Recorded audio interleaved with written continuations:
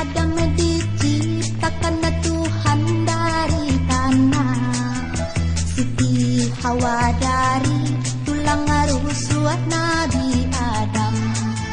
Sabalun umat manusia ada di bumi, Adam do Hawa hidup di dalam sarugo.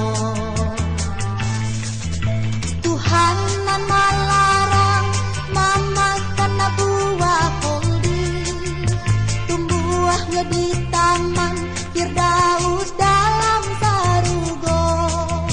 Dek karena rayuan iblis do setan, Adam jo Hawa